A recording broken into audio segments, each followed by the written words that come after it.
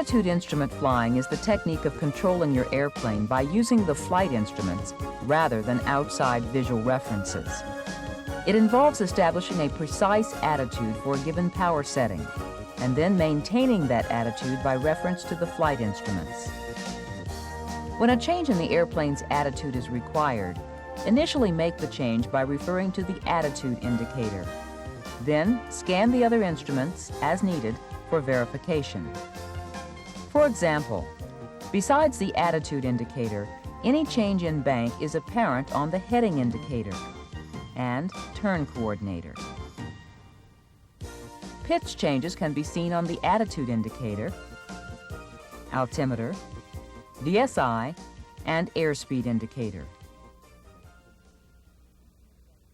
Let's take a look at some of the basic maneuvers using instrument references, beginning with straight and level flight. For this maneuver, you need to control both heading and altitude. To maintain the desired heading, establish a wings level attitude on the attitude indicator. Then, monitor the bank instruments for any deviation. If you drift off your desired heading, adjust the attitude indicator to a bank angle that will correct the deviation. You should use a bank angle that equals the number of degrees of correction, as long as it doesn't exceed a standard rate turn. For example, if you're 10 degrees off your desired heading, you should use a bank of 10 degrees to get back on course. In straight and level flight, maintain altitude by establishing the appropriate pitch on the attitude indicator. Normally, the miniature airplane is aligned with the artificial horizon.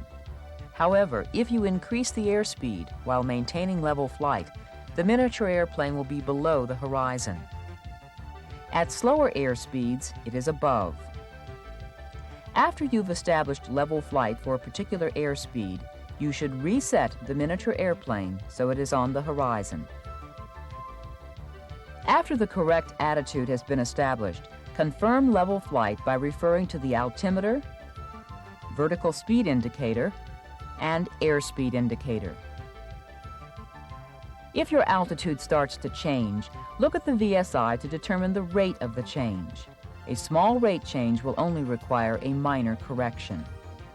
You should also check the airspeed indicator to see how the pitch change has affected the airspeed.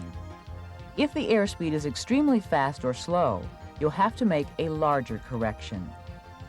When you have determined that a correction is necessary, stop the movement by adjusting the pitch attitude slightly. Then make the necessary adjustments to return to your desired altitude. Normally, if the altitude deviation is less than 100 feet, use a correction of a half bar width. If the deviation is greater than 100 feet, initially use a full bar width. Once the new pitch attitude is established, check the altimeter, vertical speed indicator, and the airspeed indicator to see that you have made the proper correction. Now let's take a look at turns. Most turns are performed at the standard rate of 3 degrees per second. As with straight and level flight, establish the bank using the attitude indicator. You can estimate the approximate bank by dividing your true airspeed by 10 and then adding 5. For example, if your true airspeed is 120 knots, you will be in a standard rate turn if your bank is approximately 17 degrees. You can verify that your turn is coordinated and that you're using the proper bank by referring to the turn coordinator. No matter what the airspeed, if the wing on the instrument is aligned with the mark and the ball is centered, you're in a standard rate turn. When established in the turn, the altimeter and VSI confirm your pitch attitude. If you observe a deviation, adjust the pitch on the attitude indicator and check the altimeter and VSI to see that you have made the proper correction. The airspeed indicator will directly indicate the need for a power change. During your instrument training, you will learn to make turns faster than standard rate. To do this, steepen the bank. As bank increases, the loss of vertical lift causes the aircraft to descend. To compensate, increase the pitch attitude and trim the aircraft. Scan the altimeter and VSI to confirm that your pitch adjustment is correct and that you're maintaining level flight. Since an airplane tends to slow down during a steep turn, you need to increase power to maintain airspeed. Remember to lead the rollout by 1/2 the bank angle. For example, if you're turning to 180 with a bank of 40 degrees, start your rollout at 200 degrees. As you begin the rollout, you need to reduce the pitch attitude and power to maintain level flight. Then retrim the aircraft. When changing altitudes in instrument flight, you should perform either a constant airspeed or constant rate climb or descent. To maintain a constant airspeed, initially adjust the pitch attitude of the airplane by referring to the attitude indicator. During this maneuver, you normally hold a constant power setting. However, if you desire to change the rate of descent or climb, you can vary the power. While performing the maneuver, monitor the airspeed indicator and make small adjustments in pitch attitude to maintain airspeed. Check your heading indicator and turn coordinator to verify straight, coordinated flight. Constant rate maneuvers are performed in a slightly different manner. In this case, the object of the maneuver is to establish a climb or descent at a constant rate. After establishing the approximate pitch and power settings using the attitude indicator and the throttle, verify the correct rate by referring to the vertical speed indicator. If a change occurs, you need to make an adjustment in the pitch attitude. With a constant rate maneuver, adjust the power to achieve the desired airspeed. Approaching your target altitude, use the 10% rule of thumb for leading your level off. In other words, if your descent rate is 500 feet per minute, start your level off 50 feet before your desired altitude. In IFR flight, you should be aware that because of spatial disorientation, you could get yourself into an unusual attitude. This usually occurs after you've been in a prolonged descending turn and then bring the airplane back to straight and level. This could result in a false sensation of being in a climbing turn in the opposite direction. When using instruments as your primary means of controlling the airplane, remember to trust your instruments. They are much more reliable than your senses, especially when there are no outside references. If you should observe a nose-high indication on the attitude indicator, a decreasing airspeed, a rapidly increasing altimeter, and a high climb rate on the VSI, you are in a nose-high, unusual attitude.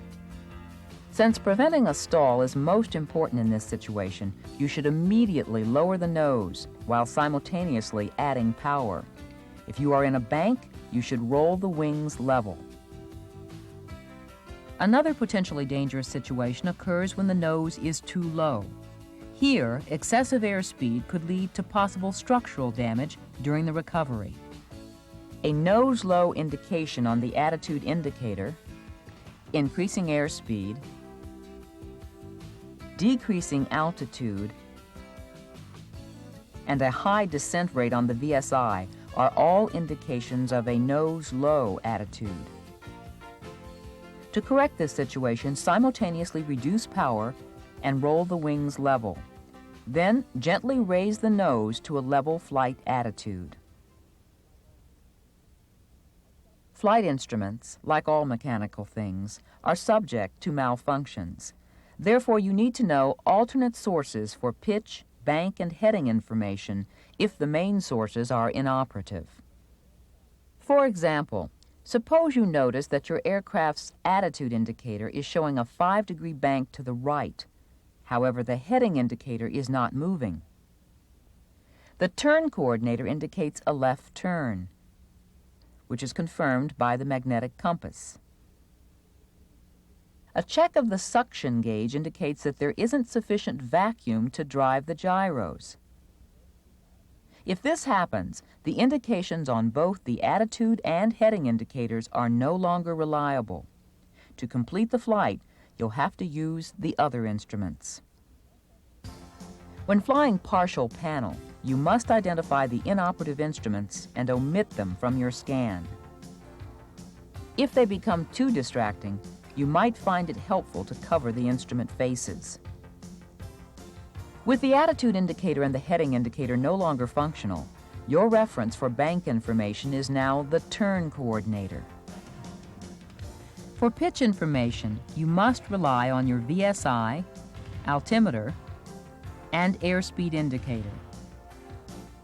For heading information, use your magnetic compass. The compass, however, is susceptible to the forces of magnetic dip and acceleration errors and does not give reliable information during a turn. This necessitates the use of a timed turn to make a heading change. Remember, with the wing aligned on the turn coordinator, your rate of turn will be 3 degrees per second. You can use this figure to calculate how many seconds it will take to turn to a new heading. For example, let's say that you are on a heading of 270 degrees and want to turn to 180. That's a heading change of 90 degrees. At a turn rate of 3 degrees per second, it will take you 30 seconds to reach the new heading. After timing for 30 seconds, begin your rollout. When stabilized in level flight, read the magnetic compass. You may have to make small adjustments to get to the exact heading you desire. In this program, we have looked at some of the maneuvers you'll perform by reference to the flight instruments. Learning how to execute these maneuvers proficiently will greatly assist you when it comes time to start making instrument approaches.